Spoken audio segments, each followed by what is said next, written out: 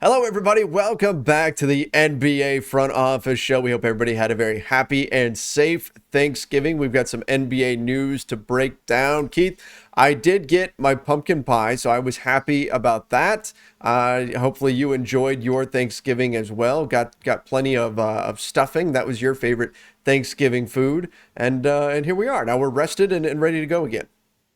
Did we had our night off from basketball, so I did watch a little college ball yesterday. Not Yep. too much. We watched a movie as a family, and then my wife and I caught up on. She is a latecomer to Succession, so Okay. we're watching that. So yeah, but all around it was a nice day, good family day, and now back to the grind. I'll also say I just noticed you're wearing a Boston Celtics shirt, so that I makes am. me feel a little bit better. I've been in the middle of some Lakers news stuff when we jumped into this, so not only do I have my Lakers background going right now, but I'm also wearing my Lakers Nation shirt. So now I feel like it's at least balanced out a little bit because you've got your Celtics shirt on. Yeah, it's all good. When you told me, yeah, I got to record something on the Lakers, I was like, he's not going to have time to change the No. background, and that's partially on me because I have to do something here in a little bit. So I said, you know what, I'll throw a Celtic shirt on, and now we're There we good. go. We're keeping the universe in balance. So That's it. that's what In it is. balance, All right. everything balanced as it should be, just like Thanos wanted. Oh gosh.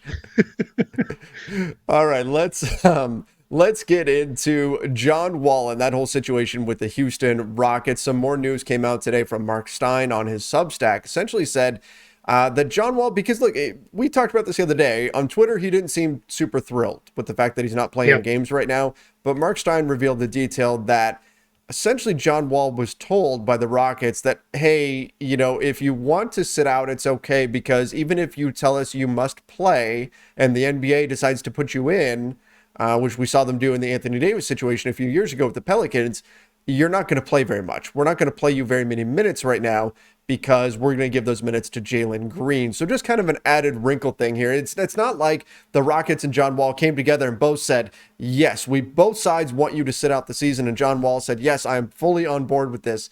No, it was more the Rockets said, look, you can play if you want to play, but we're not going to play you much. So we'd prefer to just sit you out the whole season. And John Wall kind of went, well, I guess if I'm only going to play, 10 minutes a night or whatever it would end up being, then what's the point? Yeah, and I guess for John Wall's side of it too, it makes sense there. There's the Rockets clearly the season has not gone well, No. although they snapped on Wednesday, Thanksgiving Eve. They snapped their 15-game losing streak by beating, of all teams, the Chicago Bulls. That was interesting, and they did so without Jalen Green for the most of the second half of that game, which we'll get into here in a minute. But yeah, it just. I get it. People get frustrated because it seems like the league enforces rules kind of willy-nilly. We talked before we started recording that Al Horford last year was sat out by the Oklahoma City Thunder, and that seemed to be kind of in a mutual agreement situation that he wouldn't play. So it does get a little messy on these cases. Not either Horford or Wall at these points in their careers are the stars that Anthony Davis was with the Pelicans. So you kind of get it. But I also don't know how many people were lining up and buying tickets to see Anthony Davis play on the road. I really feel like there's maybe 4 or 5 NBA players that draw that. Sure. And I don't know that Davis is that guy, but yeah, it's one of those things where you kind of look at it and say, yeah, it is what it is. It's not going to change anything on court wise. I guess maybe they'd be a little more organized, play maybe a little bit better, but they're 2-16. What were they going to be? 4-14? I don't know how much that would really change. It comes back to if John Wall wants to play, it's not going to be in Houston, and he's going to have to give back a whole bunch of money to be able to do it. Right. Which if that's really the way this is playing out, then his tweet makes a lot of sense, right? Where somebody said he's essentially I'm paraphrasing, but he's being benched for at no fault of his own. And he said facts. From his perspective, he's kind of losing a year of his career here. And at 31 years old, that's not a position to be in. But then his alternative is give back millions of dollars in order to go somewhere else that will actually put you on the floor. So he's kind of stuck in a tough spot Yeah, here. tens of millions of dollars Yes. too. Yeah. Yeah. Yeah. We're not talking 4 or 5 here. We're A talking lot. probably in the 20 to 30 million dollar range. He's owed $91 million over this season and next. So in the Rockets, if they're gonna let him go, they want a good chunk of that back. And look, John Wall is not he's not a star anymore. That's not what he is in the NBA, but he would help you win games, and that's part of what the Rockets were afraid of. Oh no, we're going to play John Wall and we're accidentally going to win games. But then that brings us back to why are you looking at getting rid of your coach who, if you're doing things to actively make it so his roster can't win games? Oh no, wait, coach, you're losing by too much. So now we have to potentially change out Steven Silas. Oh no, wait, but you can't win either. Don't win, but don't lose by too much. Come on. I think that's more of the way they're losing. Not only is it blowouts, but they look really bad. A lot of nights they look really sloppy, and they're losing while playing veteran guys. Now I will say again on Wednesday, they moved away from that. A couple of the veteran players didn't play, including Daniel Tice. They went with Christian Wood and Alperen Şengün as their two bigs. That's something Rockets fans have kind of wanted to see for a while now. My guess is Daniel Tice is not on this roster past the trade deadline. I think he'll probably be traded somewhere else. We'll see about Eric Gordon, maybe. He's somebody that could probably help a few teams. I just want to look up something to make sure I have it right on Eric Gordon. Yeah, Gordon's got 18.2 this year, 19.6 next year, and then a partially guaranteed final. So, or I guess a non-guaranteed final season because he's probably not going to trigger the things that need to happen to get that. So it's that 19.6 next year that makes that one a little less likely. But Tice 8.3 this year, 8.7 next year, 9.1 after that. That's a pretty movable contract for a guy who's proven to be a fairly decent starting level center. So we'll see, and then we'll see with DJ Augustin. $7 million contract this year. He's only got $300,000, a little bit more than that guaranteed for next season. So that's a guy who could get moved as well. But my guess is we start seeing some veterans sold off in Houston here fairly soon. Let's put it that way. You know what would help them look a lot better very quickly in terms of organization? Playing John Wall. I mean, right? Like, hey, you look disorganized on offense. Hey, maybe we should play this veteran point guard, and that might make us look more organized. Oh no, wait, but that might make us win games. So it's a weird spot to be in. You know what I think part of it is too, though? You can't really play Wall, Green, and Porter together. True. Because right now they're three on-ball guys who none of them function really all that great off the ball. So that becomes your challenge. Who's going to go to the bench? You clearly don't want to do that with Jalen Green, who you're kind of banking everything on moving forward. Kevin Porter Jr., who they were really building up after they acquired him for nothing at all from the Cavs last year. And then Wall's not, did you bring him off the bench? That I don't know. I guess I maybe would rather not play than come off the bench. I don't know. That one's a little tricky, but yeah, well, we're going to see, where that goes. But my guess is the other piece of Rockets news we have doesn't get John Wall back in the lineup. Even despite this, Jalen Green's going to be out at least a week with a hamstring strain. He went down against the Bulls. This is the last thing the Rockets need because, as we said, you're bad. You want to do developmental minutes moving forward. So we'll see where that goes. But yeah, he's going to be on the shelf for a week. If I remember correctly, that was your pick for Rookie of the Year, correct? Yep. Not looking so great. Not looking so great. But another guy that... No, I don't think either one of us is going to do overly well with that because I believe I picked Jalen Suggs. Yes, that's right. And you know what? It's not that either guy is bad. No. Let's be clear about that. It's other guys have been better. And speaking of which, Evan Mobley should be back. He's returning, which is great news for both the Cavs. Someone who might win. Absolutely, he very well might. He's been fantastic. So big addition for the Cavs to get him back in their lineup, and hopefully that can help them out, especially now that they've lost Colin Sexton. Hopefully that will give them a little bit of a boost. They'd lost 5 in a row too. Well, have lost 5 in a row going into tonight's game in Orlando. So that is a winnable game. I'm sorry, they're in Orlando later this weekend. I apologize. on Saturday. That's the day Mobley may come back.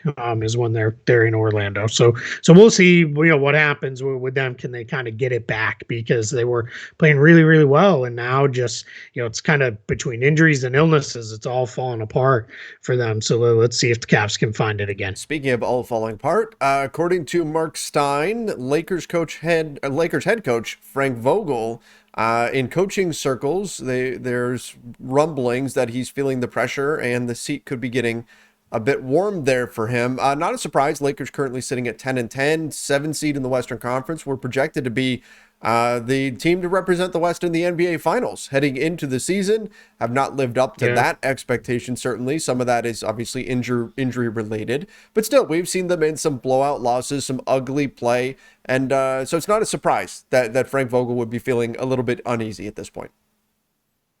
Yeah, this one kind of screams to me the old, you can't fire all the players, so you're going to move on from the coach to try to get a change if that's the direction it goes. I would assume that David Fizdale would get bumped up into the interim spot there. It's highly unlikely there would be someone who's on the market. I know people constantly ask, like, could Phil Jackson come back? That ship has sailed. That was the way it went. I mean, I guess never rule anything out.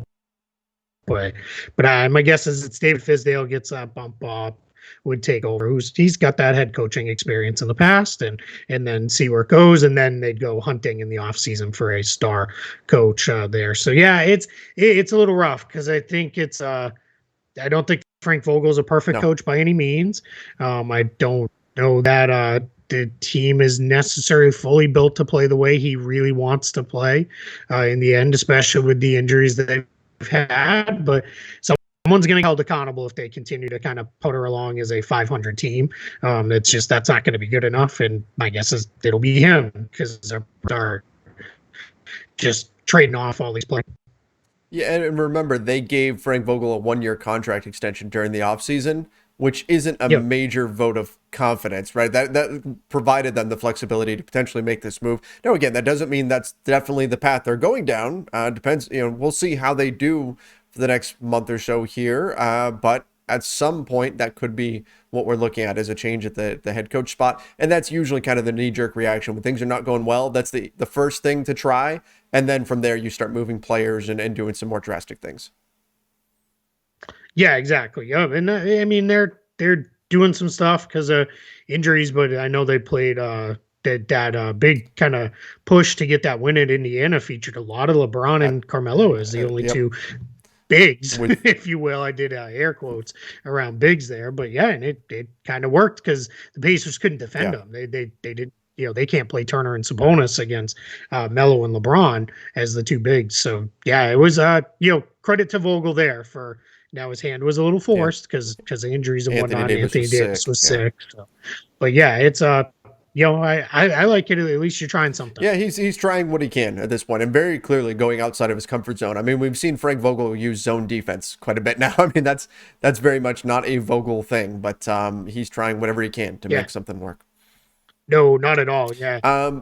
When he was in Orlando, he very much was zone. Like, I don't want to do zone. Not a thing. It's not. I don't think it's how you do it. He really likes the accountability of man to man and those kind of things. So yeah, just something interesting. Speaking of Orlando, Nikola Vucevic was involved in the trade process that sent him to the Chicago Bulls. Keith, I know, is somebody who's in Orlando and has covered that team and has an affinity for Vucevic. That's got to feel pretty good to know that the Magic. They treated him right here. They involved him in the process, but this wasn't something that blindsided him or anything like that. Correct. Yeah, he's playing his first game in Orlando on Friday as we're recording this. So tonight, he's playing his first game back in Orlando against the Magic. And he did an interview with Joe Crowley from the Chicago Sun-Times, and he said, this wasn't a situation where they traded me out of nowhere. It was something we discussed a lot. It was mutually agreed. It wasn't a situation where they told me I wasn't going to get traded. I got traded. A lot of it came from my communication with them, so it wasn't a surprise for me. Then he said, never will I ever have any bad feelings towards Orlando. It will always be positive. It was time for the team to go in a different direction. It was time for something new to happen. It wasn't working the way we wanted. It worked out for both parties in the end, which is pretty cool. Vooch was One of those guys who had been around Orlando. There were a lot of questions about, can you win with him? Could he be the backbone of a winning team? Ultimately, he was a big part of them getting back to the playoffs. Again, he was an all-star 2 times.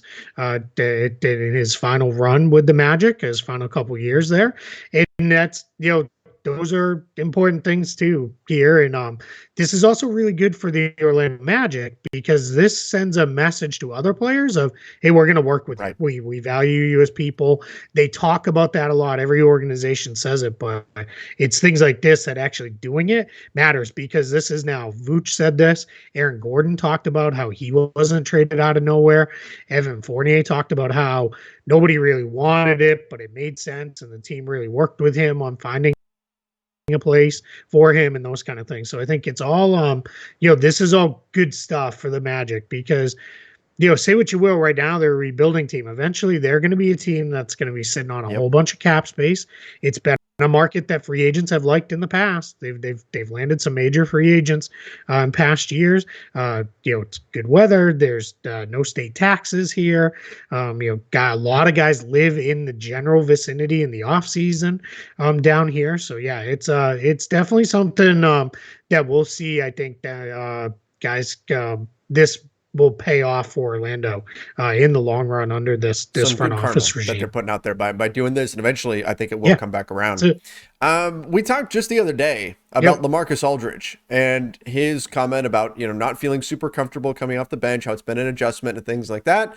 Lo and behold, he is now starting. He is back in the starting lineup for the Brooklyn Nets in place of Blake Griffin. I can't say it's because of those comments or whatever, but Aldridge is being inserted. And you mentioned it, Keith. It's not like he was playing poorly when he was coming off the bench. He just said for him it was a difference, right? great. I mean, and to be expected. He's been a starter his entire career, and then suddenly he's asked to come off the bench, and so that's an adjustment. And now he is once again starting for the Nets. Yeah, and Steve Nash talked about how Aldridge, because they feel a little bit better about the rebounding with him in the game, that he's not necessarily fast, but his ability to get the ball and get it up the floor to guys, that allows them to play a little bit faster. Blake Griffin, quite frankly, too, has been terrible. Not only did Aldridge start over him, Griffin didn't even play against Boston. And so just on there, I had to go back and look it up. He's only averaging 5.5 points, 4.9 rebounds. Those numbers I don't worry about too much with the counting stats, because it's not his job there. But he's shooting 32% from the field and 16% from three. And these are on 3.3 attempts per game and 3.33 point attempts per game. That's really bad. He's no deterrent at the rim defensively. Doesn't really give them anything in the paint, unless he's really knocking down some shots and functioning as a ball mover and those kind of things. My guess is Blake Griffin will have his return to prominence at some point for the Nets. And maybe this will be better for him. Sit out for a little bit, kind of. Maybe something's bugging him, let him get right and go. But yeah, right now Aldridge is in there, and Aldridge, in that start against the Celtics on Wednesday, right before Thanksgiving, played really, really well. He looked just as good as he has all year. He had 17 points, 9 rebounds, a block, a steal, in 28 minutes. So good for him for continuing we'll to see if the along. Detroit version of Blake Griffin continues to be a thing in Brooklyn, or if he's able to battle his way back and become, again, part of the rotation. Last thing, though, another return. Good to hear. Joel Embiid should be returning tomorrow for the Philadelphia 76ers. Andre Drummond did a decent job holding things down while he was out, at least in terms of just giving you production from the center position. But Joel Embiid, of course, is on a completely different level, and this will be a nice boost for a 76ers team that certainly needs him in there. Yeah, absolutely. They're 10-9 right now. They're one of a whole bunch of teams in the Eastern Conference that are within a couple games of each other. This is where I'll say to Celtics fans, this is why you don't panic this early in the year. Miami Heat and Chicago Bulls are tied for second place at 12-7. Boston, all the way down in 10th place, is a whopping 2 games out of second place in the East. So no one is creating separation just yet. This is not like the West where the Warriors and Suns have kind of run Right. out and, created all this separation at the top of the conference. The Nets have a little bit, but nobody else has in the East. And some of these teams that got off to hot starts, Chicago, Washington, Charlotte, they're starting to slide back a little bit back to the pack. The Bucks are moving forward. So Philly's part of that big giant group of teams. Really, it's about a 9-team grouping there that they just need their guys back. They held fort, I guess is the best way to put it, while they were everybody was injured. I mean, they played games with no starters available, which is just crazy. And it'd still be 10-9. That's pretty good. They had the 8-2 start, which clearly buoyed that. But yeah, you get Embiid back, get some of the other guys back, you're gonna probably look pretty good. Yeah, they can be right there once again. And then, of course, we'll find out what happens with Ben Simmons. Remember that big date? It's coming up December 15th. That's when a large chunk of the guys signed this last offseason become trade eligible. Maybe that finally shakes Ben Simmons free from the Philadelphia 76ers, but we'll have to wait and see what happens there. In the meantime, Joel Embiid coming back does give them a boost that they definitely need. Keith, from there, Black Friday's today. People doing some shopping. We got Cyber Monday coming up. Trevor bought me a present. That's right. If you can see my lighting is maybe a little bit better. I have a nice light now, all set up here. So yeah, so it looks good. That's right. We're moving on up, and again, continue to appreciate all of the support we've gotten right here on the NBA Front Office Show. If you have not subscribed to our YouTube channel yet, please make sure you do so and turn on notifications as well. And for the podcast side, make sure you follow us over on Apple Podcasts, Spotify, wherever it is that you listen to podcasts. Make sure you follow us, and then if you're on Apple Podcasts, give us that 5-star rating. We certainly appreciate it, and toss in a review as well. We always enjoy reading those. Till next time, everybody, stay safe and see you.